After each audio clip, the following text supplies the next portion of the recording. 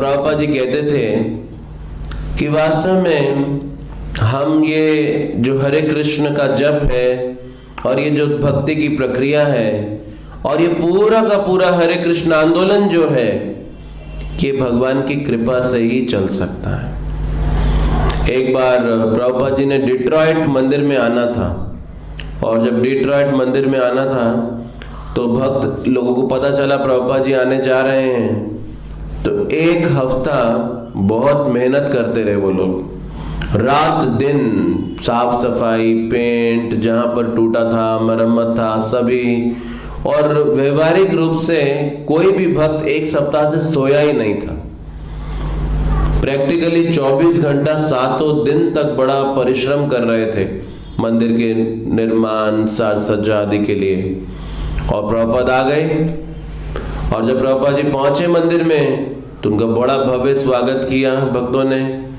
और स्वागत के उपरांत उनको प्रभुपाद अपना अराइवल एड्रेस देने लगे, आने का जो प्रवचन था वो देने लगे। और प्रभुपाद आंख बंद करके प्रवचन कर रहे थे। अभी सभी भक्त लोग एक हफ्ते के बाद पहली बार ही बैठे थे, क्योंकि इतना भागदौड़ कर रहे थे कि बैठने का ही समय नहीं था प्रभुपाद जी के आने से पहले। तो पहली बार बस बैठे ही थे, तो आप सोच सकते हैं कि एक हफ्ते से सोए नहीं हैं, भागदौड़ कर रहे हैं, और वो भी भागवतम के क्लास में बैठ गए, तो क्या होने जा रहा है अभी अगला।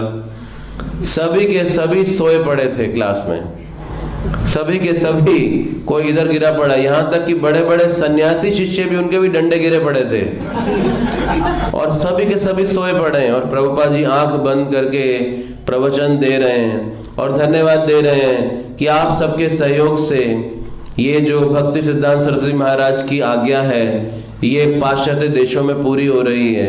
आप लोग बड़ी मेहनत कर रहे हैं इसको स्प्रेड करने के लिए, इसको फैलाने के लिए, लेकिन ये कभी भी मत सोचना कि ये हम कर रहे हैं। जिस दिन ऐसा सोचोगे कि ये हम कर रहे हैं कृष्ण के लिए, कृष्ण की कृपा उसी क्षण तुमसे हट जाएगी। हमेशा ये विचार करना, जो भी तुम कृष्ण के लिए कर रहे हो ये कृष्ण की कृपा से कर रहे हो। ऐसा करके प्रभुपाद जी आंख बंद करके बोल रहे हैं, और फिर आंख खोलते हैं और देखते हैं क्या, सभी गिरे पड़े हैं। और प्रभुपाद कहते हैं ये सच है, दिखाई दे रहा है कि ये सब कृष्ण की कृपा से ही चल रहा है। ऐसी हालत में कैसे चलेगा।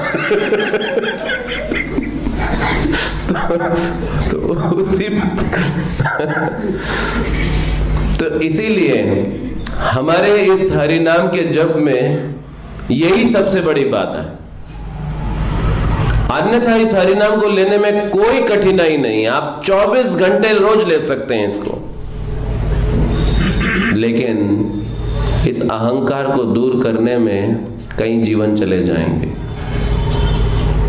ये हृदय का शुद्धिकरण इतना आसान नहीं है। तो बाधा हरि नाम में नहीं, बाधा कृष्ण भावनामृत की विधि में नहीं, बाधा हमारे हृदय के अंदर है। आचार्य कहते हैं कि भगवान के नाम के जप में, भगवान के नाम या उनके मंत्र में 3 भाग मुख्य रहते हैं। एक बीज मंत्र, दूसरा नाम मंत्र, और तीसरा समर्पण। तो जैसे हम कहते हैं ओम नमो भगवते वासुदेवाय, तो ओम जो शब्द है वो बीज मंत्र है, भगवते वासुदेवाय ये नाम मंत्र है, और नमः ये समर्पण है। तो एक मंत्र को भगवान को समर्पित किया जाता है उनके नाम के साथ, ओम नमः भगवते वासुदेवाय। तो अब बाह्य रूप से हम नमः कह रहे हैं, तो यानी कि हम भगवान को वो मंत्र अर्पित कर रहे हैं, लेकिन आंतरिक रूप से जब भावना भगवान के आश्रय को लेने की नहीं है और वो हृदय में विनम्रता नहीं है, तो वो शब्द तो नमा है, लेकिन हम कह रहे होते हैं ओम ममा भगवते वासुदेवाय। तो इसीलिए इस विनम्रता को जागृत करना इतना सरल भी नहीं। और फिर श्रीमद् भागवतम का कहना कि कलयुग तो सब अयोग्यताओं का युग है, तो ऐसी अयोग्यताओं में हम सब अयोग्य हो जाते हैं इस भगवान की कृपा के रूप, इस शुद्ध भक्ति के मार्ग को प्राप्त करने में। तो सुखदेव गोस्वामी कहते हैं क्या है अयोग्यता हम सब में? प्रायन अल्प आयुषु कलो अस्मिन युगे जना, कि कलयुग के युग लोगों में सबसे बड़ी क्या है अयोग्यता? अल्प आयु की। तो आयु अल्प है, अभी 30-40 साल में हार्ट अटैक आ जाते हैं, तो आयु अल्प हो गई है। चाहे सुविधा बड़ी हो मेडिकल की, लेकिन आयु कम है। प्रायन अल्प आयुषु, फिर कलो अस्मिन युगे जना मंद। मंद का मतलब है कलयुग के लोग अल्प आयु वाले ही नहीं, साथ में आलसी भी हैं। इसीलिए जब हम कभी बुक टेबल्स पे जाकर गीता वितरण करते हैं और कभी किसी के हाथ में अगर भागवतम पकड़ा दें तो ऊपर से नीचे तक हमें देखता है, बोला इतना बड़ा पढ़ना पड़ेगा। तो हम बताते हैं तो फर्स्ट वॉल्यूम है अभी, अभी 17 और है इसके पीछे, तब भागवतम पूर्ण होगा। उसको चक्कर खा के गिर जाता है वो। अभी आप देखो C++ प्रोग्रामिंग पढ़ने के लिए कितना किताब पढ़ते हैं, नहीं? तो इस भौतिक जगत की पढ़ाई को पढ़ने के लिए कितना मोटी मोटी किताब पढ़ते हैं, उसमें नहीं डरते, लेकिन भागवतम का एक वॉल्यूम देख के डर जाते हैं लोग। कैसा मंद, आलसी आध्यात्मिक जीवन के लिए।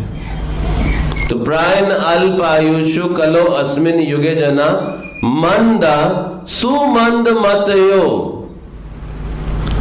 बुद्धिहीन है, सुमंद मतयो।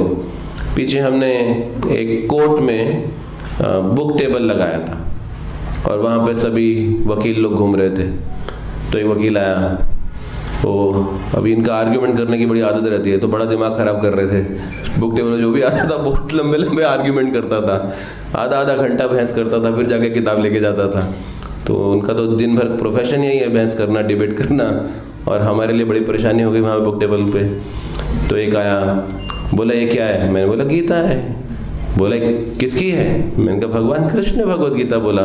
बोले कबीर गीता है तुम्हारे पास क्या? मैंने कबीर गीता, मैंने तो कभी सुना नहीं ऐसा। बोला नहीं आजकल आता है कबीर गीता, वो भी रखना चाहिए तुमको। मैंने कहा उसमें क्या है? बोला वो कबीर जी ने दिया। मैंने कहा कबीर जी कौन है वो? बोला वो तो ब्रह्म ज्ञानी थे। मैंने कहा ये तो परम ब्रह्म की बात है भगवत गीता, आप तो सिर्फ एक ब्रह्म ज्ञानी की बात करें। कह रहे कौन है परम ब्रह्म? मैंने कहा देखिए अर्जुन कह रहे हैं गीता में, हे भगवान आप परम ब्रह्म है। बोले ये तो अर्जुन ऐसे ही बोल रहा है, उसको समझ नहीं है, वो परम ब्रह्म में था, वो ब्रह्म में होके कैसे जानेगा कौन परम ब्रह्म है? मैंने कहा अगर वो ब्रह्म में था तो ठीक है, अर्जुन नहीं समझ पाया, लेकिन ब्रह्मा जी भी बोल रहे हैं, अरे वो तो डिफॉल्टर है। मैंने कहा ये कौन आ गया ये आदमी, ये क्या बातें कर रहा है? मैंने कहा बोला आप ही ठीक है, बस बाकी सब गलत है। फिर एक दूसरा वकील आया, वो भी देखने लगा, फिर आधा घंटा वो भी बहस करता रहा।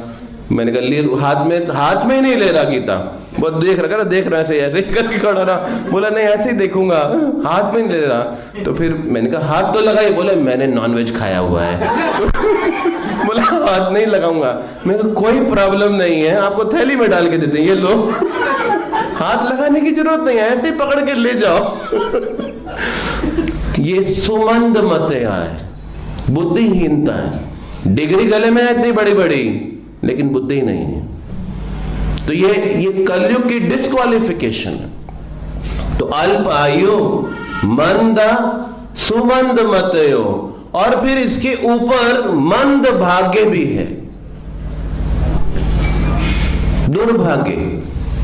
एक जब प्रभुपाद जी ने पहला मंदिर बनाया 26 एवेन्यू न्यूयॉर्क में 1966 में, तो दोपहर के समय एक हिप्पी आया और उसको किसी ने इनविटेशन कार्ड दिया था। मंदिर का कि ये मंदिर है हमारा, आइए, कार्यक्रम होता है, सत्संग होता है, आप आइए। तो दोपहर के समय आया और उस समय दोपहर का भोजन प्रसाद चल रहा था मंदिर के अंदर। भक्त लोग जो रहते थे प्रभुपाद जी के साथ वो प्रसाद पा रहे थे। तो दरवाजा बंद था, तो यहीं पे खड़काने लगा दरवाजा। तो भक्त ने अंदर से जाके खोला दरवाजा, और जब खोला तो पूछा क्या काम है? तो बोला मैं मंदिर विजिट करने आया हूँ, ये मेरे को इनविटेशन कार्ड मिला था। बोला अभी तो बंद है, शाम को आना। और वो चला गया और 4 साल बाद वापस आया। मंद भाग्य। 4 साल बाद आया और फिर सत्संग में आने लगा, फिर भक्तों के संग में आके भक्त बना जाके। तो ये है कलयुग। सब कुछ नहीं है वो तो है ही है, लेकिन भाग्य भी मंद है कि भगवान के करीब आकर भी उनसे दूर चले जाते हैं। शास्त्र समझते हुए भी उसकी शिक्षा को पालन नहीं कर पाते। सब शास्त्रों के सार को भी जानते हुए कि इस हरि नाम कितना महत्वपूर्ण है, फिर भी उस पर ध्यान नहीं लगा पाते। ये क्या कहलाएगा? मंद भाग्यात। और ये सब के बावजूद एक और कि आप भक्तों के संग में होते हुए भी, भक्ति करते हुए भी उपद्रिता, अशांत रहेंगे, चिंतित रहेंगे। तो ये कलयुग का डिस्क्वालिफिकेशन, ये कलयुग की अयोग्यताएं। अब आप विचार करके देखिए कि इतनी अयोग्यताएं और चैतन्य महाप्रभु क्या कर रहे हैं। वो नमो महावदनीयाएं। तो रूप गोस्वामी कहते हैं आप तो दाता शिरोमणि। तो चैतन्य महाप्रभु कहते हैं अरे मैं तो सन्यासी हूं, तो सन्यासी के पास तो कुछ जेब में होता नहीं, तो मैं कैसे दाता शिरोमणि हो गया, मैं क्या दूंगा? तो रूप गोस्वामी कहते हैं कृष्ण प्रेम प्रदायते, क्योंकि आप पूरे ब्रह्मांड का सबसे बड़ा धन दान में दे रहे हैं, और वो सबसे बड़ा धन पूरे ब्रह्मांड का क्या है? कृष्ण प्रेम आप दे रहे हैं। इसीलिए आप दाता शिरोमणि, आप महावदनीयाएं हैं, क्योंकि आप कृष्ण प्रेम प्रदान कर रहे हैं जो आज तक किसी ने, किसी भी अवतार ने आज तक नहीं दिया, और वो आप देने आए हैं। तो आपसे बड़ा दानी इस ब्रह्मांड में कोई नहीं है। तो महाप्रभु कहते हैं अरे ये कृष्ण प्रेम तो कृष्ण का है ना, वो देंगे, मैं कहां से बीच में आ गया? तो रूप गोस्वामी जी कहते हैं कृष्णाय कृष्ण चैतन्य, वही कृष्ण चैतन्य के रूप में आ गया है। गौर विषय नमः, वही कृष्ण गौर रूप में प्रकट हुआ है। तो अब आप देखिए इतने अयोग्यताओं के बावजूद इस कलयुग में चैतन्य महाप्रभु वो लेकर आए जो सबसे ज्यादा दुर्लभ है, यानी कि इस सर्वधर्म सार का सबसे गुह्यतम अंश, वो राधा कृष्ण का प्रेम, वो महावदनीयाएं लेकर आए। और चैतन्य महाप्रभु ने इसका वितरण हरिनाम संकीर्तन के माध्यम से किया। जब राजा प्रताप रुद्र अपने महल से खड़े देख रहे थे चैतन्य महाप्रभु के भक्तों को नृत्य करते, कीर्तन करते, तो राजा प्रताप रुद्र आश्चर्यचकित रह गए और काशी मिश्र को बुलाकर कहते हैं ओ काशी मिश्र, कोटि सूर्य सम सब उज्जवल वर्ण, कब नहीं सुनिए मधुर कीर्तन। वो कहते हैं ओ काशी मिश्र, ये जो लोग भक्त लोग हैं, ऐसा लग रहा है जैसे कई सैकड़ों सूर्य एक साथ उदय हो गए हो, इनकी देह से कैसी आभा निकल रही है, ये कौन है ये सब? ऐसा मधुर कीर्तन मैंने आज तक नहीं सुना। ऐचे प्रेम ऐचे नृत्य ऐची हरि ध्वनि, कहां नहीं देखी, कहां नहीं सुनी। ऐसा प्रेम, ऐसा नृत्य, ऐसा कीर्तन और ऐसी हरि ध्वनि मैंने कहीं सुनी नहीं, कहीं देखी नहीं। ये कौन लोग हैं काशी मिश्र? तो काशी मिश्र कहते हैं, राजा प्रताप रुद्र ये चैतन्य महाप्रभु के पार्षद अनुयायी हैं।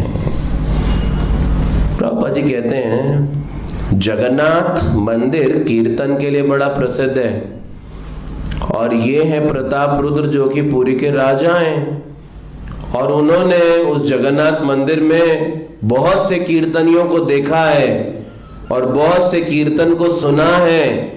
लेकिन जब वो पहली बार चैतन्य महाप्रभु के अनुयायियों को कीर्तन करते देख रहे हैं तो वो आश्चर्यचकित हैं उनके वर्ण की कांति को देख के, उनकी हरि ध्वनि को देख के वो आश्चर्यचकित हैं कि कैसा अद्भुत ये कीर्तन कोई कर रहा है। प्रभुपाद जी कहते हैं जो कोई भी गुरु परंपरा का पूर्ण रूपेण आश्रय लेगा और उनकी निष्ठा से सेवा करने की कोशिश करेगा, वो जो बोलेगा, वो जो गाएगा, वो जो कृष्ण की प्रसन्नता के लिए करेगा, वो पूरे संसार के हृदय को द्रवित कर देगा।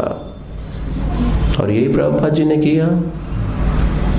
70 साल की आयु में न्यूयॉर्क शहर में, अमेरिका के अंदर उस गुरु परंपरा की वाणी को हृदय से पालन करने की कोशिश की,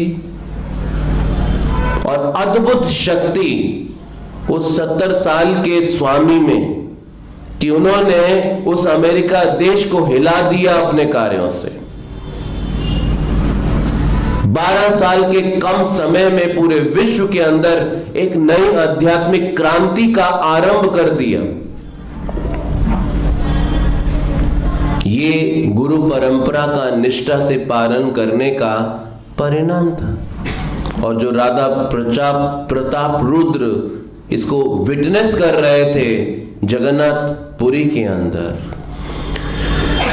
तो इसीलिए हमें इस बात पे विचार करना चाहिए कि हम सब उस भगवान के प्रेम को प्राप्त करने के मार्ग में हैं, लेकिन फिर भी बहुत दूर हैं। वो दूरी है किस बात की?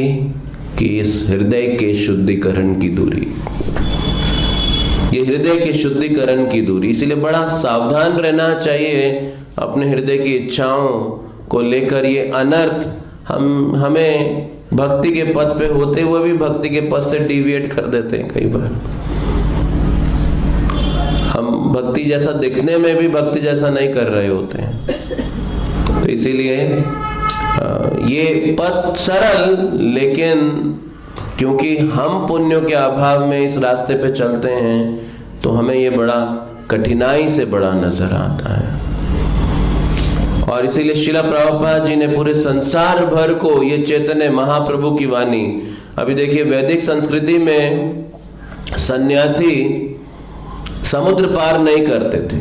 तो प्रभुपाद जी से पूछा, प्रभुपाद वैदिक ग्रंथों में सन्यासियों के लिए समुद्र पार का वर्जित है, आप तो अमेरिका गए फिर भारत भी आए।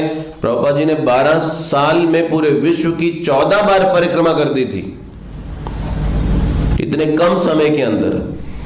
तो ये कैसे कर रहे हैं? प्रभुपाद कहते हैं क्योंकि चैतन्य महाप्रभु का क्या आदेश है? पृथ्वी आछे नगर आदि ग्राम सर्वत्र होबे मोरो नाम। पृथ्वी के नगर नगर ग्राम ग्राम में मेरा नाम होगा। ये भविष्यवाणी महाप्रभु ने 525 साल पहले कर दी थी। लेकिन ये कैसे होगा?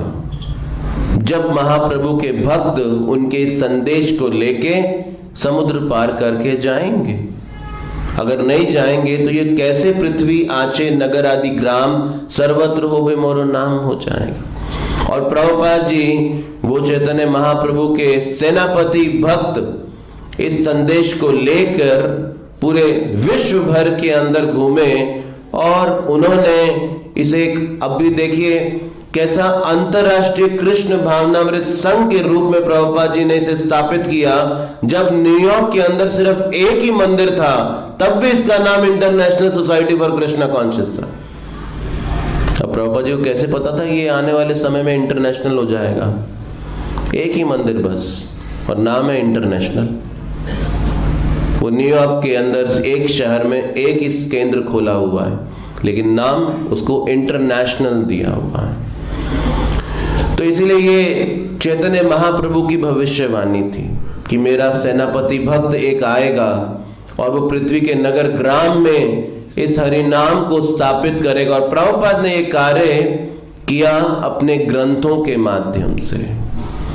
और इसीलिए प्रभुपाद जी जब रहते थे वृंदावन में, तो ब्रज में एक ट्रेडिशन है कि जो साधु लोग हैं वो जाते हैं द्वार द्वार घर में और मधुकरी करते हैं। तो ये मधुकरी का मतलब होता है कि आप घर किसी के घर जाते हैं गृहस्थ के पास और भिक्षा मांगते हैं। मधु का मतलब है मधुमक्खी। तो मधुमक्खी जैसे थोड़ा सा लेती है तो जाके मधुकरी करते हैं, रोटी शाक और गुड़, हाँ ये मधुकरी में मिलता है। तो मधुकरी करते हैं, बस जितना मिल गया उससे भोजन करके पेट भरते हैं और भगवान का भजन करते हैं सारा दिन, और कोई योजना में सम्मिलित नहीं होते किसी प्रकार। एक बार प्रभुपाद जी जब 1965 से पहले राधा दामोदर मंदिर में रहते थे तो मधुकरी करने गए और एक दुकान के पास सामने खड़े हो गए। तो बोले बाबा क्या चाहिए तुमको? वो दुकानदार पूछा तो बोले मुझे कागज चाहिए। बोले कागज? तो उसने 2-4 अखबार निकाले और बोला ये लो। बोला ये नहीं, प्लेन कागज चाहिए। वो बोला ये तो बड़ा अजीब सा बाबा है, लोग आके रोटी मांगते हैं, पैसा मांगते हैं, ये कागज मांग रहा है। आज तक किसी ने कागज की मधुकरी नहीं करी आके मेरे पास, ये तो बड़ा अजीब सा बाबा निकला, ये मधुकरी में भी कागज मांग रहा है मुझसे, प्लेन पेपर।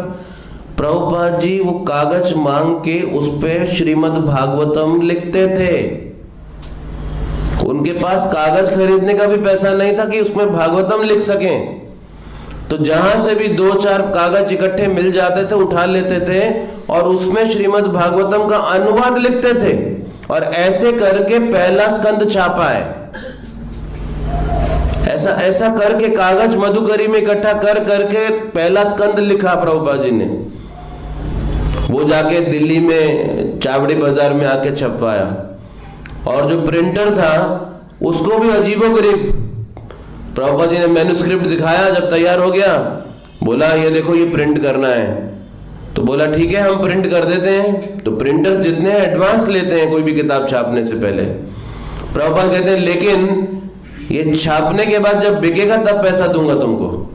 वो बोला बड़ा अजीब सा सन्यासी आ गया है आज, ये तो बड़ी अजीब सी डील कर रहा है मेरे से, बोल रहा है पैसा जब बिकेगा तब लाके दूंगा। तो उसने भी छाप दिया, उसको प्रभुपाद के काम में सच्चाई नजर आई हृदय में, उसने भी छाप दिया। और जब पैसा आया प्रभुपाद के बाद, प्रभुपाद फिर आए, बोले अब इसका दूसरा भाग छापो। उसने बोला स्वामी जी पिछले वाले का पैसा? बोले वो ये जब बिकेगा तब लाके दूंगा। बोले ये तो कुछ अजीब सी डील कर रहा है मेरे साथ। उसे फिर छाप दिया दूसरा वाला भी। और जब ये 2 प्रभुपाद जी के खंड छप गए तो प्रभुपाद जी ने बोला अब मैं तैयार हूं अमेरिका जाने के लिए।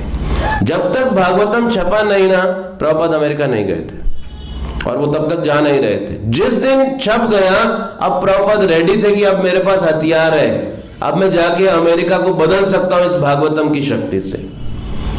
तो प्रभुपाद जी ने इतना बल दिया इन ग्रंथों को, और इतना, और एक बार वो प्रिंटर कहता है स्वामी जी आए थे और वो स्वामी जी ने मुझे जब दूसरा खंड छापने के लिए बोला और पैसा दिया और बोला पहले के लिए बाद में दूंगा जब ये बिक जाएगा, तो मैंने बोला स्वामी जी आपने कुछ खाया है क्या सुबह से? नहीं। और ये 11 बजे का समय था। तो प्रभुपाद कहते हैं कल दोपहर को खाया था। तो आखिरी भोजन उन्होंने पिछले दिन दोपहर को खाया हुआ था और अगले दिन सुबह का 11 बज चुका था और कुछ खाया नहीं हुआ था। और किसकी चिंता कर रहे हो? जितना पैसा था उनके पास, जो वो भागवतम को बेच के लाए थे, वो सारा दूसरा वॉल्यूम छपाने में लगा दिया। अपने लिए ब्रेकफास्ट का पैसा भी नहीं निकालते थे। तो इतने चिंतित थे प्रभुपाद कि इन ग्रंथों को लोगों तक कैसे पहुंचाया जाए, क्योंकि इन ग्रंथों में अद्भुत शक्ति है, ये लोगों का जीवन बदल सकते हैं। रिसेंटली बद्री नारायण महाराज दादा पारसारथी मंदिर में आए थे और बड़ी अच्छी स्टोरी सुना रहे थे कह रहे थे शिकागो मंदिर में वो एक भक्त से मिले जो कि ब्रह्मचारी है अभी वर्तमान में, और ये ब्रह्मचारी बनने से पहले चोर था और उसका बड़ा यूनिक स्टाइल था चोरी करने का। वो घर ढूंढता था जिस घर के साथ पेड़ लगता था और पेड़ पे चढ़ के उनकी बालकनी में कूदता था और फिर जो खिड़की दरवाजा खुला होता था उसके अंदर घुस जाता था और इंतजार करता था पेड़ पे चढ़ के कि मकान मालिक बाहर जाए, और जब बाहर निकलता था वो गाड़ी उसकी जाती थी, कूद जाता था बालकनी में। लाइट नहीं जलाता था और लाइट बिना जलाए अंधेरे के अंदर बेडरूम में जाके बेड के आसपास वो कहता है कि लोग अपना कीमती सामान रखते थे, कुछ उनका ज्वेलरी बॉक्स या फिर उनका कुछ कैश आदि वो बेड के आसपास ही रहता था। तो कहते हैं एक बार मैं प्रतीक्षा कर रहा था कि मकान मालिक घर से बाहर निकले और आवाज आई गाड़ी निकल गई, लाइट बंद है अभी घर में, और मैं पेड़ से कूद गया उनकी बालकनी में और खिड़की से अंदर कमरे में जब घुसा तो अभी कुछ ढूंढ ही रहा था। तो लाइट नहीं जला सकते क्योंकि लाइट जलाएंगे तो आसपास के लोग उठ जाएंगे, पड़ोसी लोग, और वो अलार्म बजा देंगे, तो लाइट नहीं जला सकते और मैं अंधेरे में ढूंढ रहा था। तो इतने में गाड़ी वापस आने की आवाज आ गई, वो वापस आ गया, पता नहीं कोई काम था क्या करके आ गया। तो अभी ये बेडरूम में और इनको भागना है, तो ये क्या कर रहे हैं, बोला चलो भागते भागते कुछ तो उठा के लेके जाओ, इतना मेहनत करके घुसाओ तो कुछ परिश्रम का फल तो मिलना ही चाहिए। नहीं, तो बेडरूम में घुसे, अपने उनके बेड के पास में जो कबर्ड था उसके ऊपर एक बॉक्स पड़ा था, उठा लिया और फटाक से कूद गए, पेड़ से नीचे उतरे और दूर जाके जब वो बॉक्स खोला तो वो बॉक्स नहीं, वो भगवत गीता यथारूप था। तो आज गीता चुरा के लाया, और वो गीता चुरा के लाया और ये आज शिकागो मंदिर में ये भक्त ब्रह्मचारी बना है उस गीता को पढ़ के। तो ये अद्भुत शक्ति है प्रभुपाद जी के ग्रंथों में, और इसीलिए प्रभुपाद जी ने कहा कि मेरा बेस्ट इन किताबों के अंदर है, मेरा जो सर्वश्रेष्ठ है वो मैंने इन ग्रंथों में डाला है। तो प्रभुपाद जी कहते थे कि जैसे आपके पास खाने को हो और आपके आसपास लोग भूखे मर रहे हैं, आप खा पाओगे? तो उसी तरह से आपको ये मार्ग मिले हरे कृष्ण भक्ति का, लेकिन आसपास संसार के लोग भगवान के विहीन आध्यात्मिक रूप से भूखे मर रहे हैं, तो ये हमारा कर्तव्य है कि हम उनको जाकर इस मार्ग को दिखाएं। अभी चाहे हो सकता है जब आप उनको जाके इस गीता जयंती के महापर्व पे ग्रंथों का वितरण करें तो शायद वो ना भी लें, मना भी कर दें, लेकिन हमारे जाने मात्र से प्रभुपाद जी ने एक स्थान पे ये भी कहा कि अगर कोई व्यक्ति मेरी गीता को छू लेगा उसका गारंटेड अगला जन्म मनुष्य का होगा। तो कम से कम कोई नहीं ले तो बोले हाथ तो लगा दो, ठीक है हाथ ही लगा दो।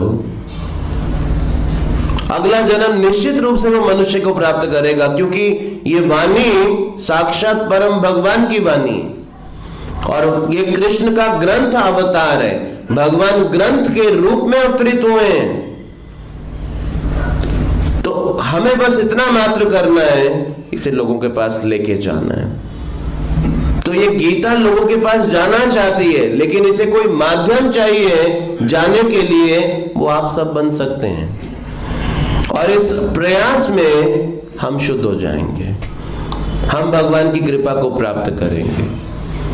तो चाहे कोई ले या ना ले, एक कर्तव्य के रूप में, एक समाज की सेवा के रूप में हमें इस ग्रंथों को लोगों तक पहुंचाने की कोशिश करनी चाहिए। तो इसलिए 19 दिसंबर मोक्षदा एकादशी जो कि गीता जयंती है, और इस पर्व में महाप्रभु ने कहा कि जन्म सार्थक कोरि कर पर उपकार, अपना जीवन हम सार्थक करें और दूसरों पे भी उपकार करें, उनको इस भगवान की भक्ति का रास्ता दिखाएं। तो आप सब प्रयास कीजिए कि इन ग्रंथों को लोगों तक पहुंचाने में मदद करें और लोगों को इस बात की प्रेरणा दें कि वो इस गीता ग्रंथों को लें, पढ़ें अपने जीवन में और अपने इस नर्क के मार्ग को समाप्त करके भगवान के धाम के मार्ग को खोलें।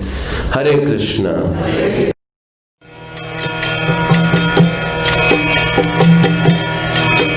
Hare Krishna, Krishna Krishna, Hare Hare, Hare Rama, Rama Rama, Hare Hare. Hare Krishna, Krishna Krishna, Hare Hare, Hare Rama, Rama Rama, Hare Hare. Hare Krishna, Krishna Krishna, Hare Hare, Hare Rama, Rama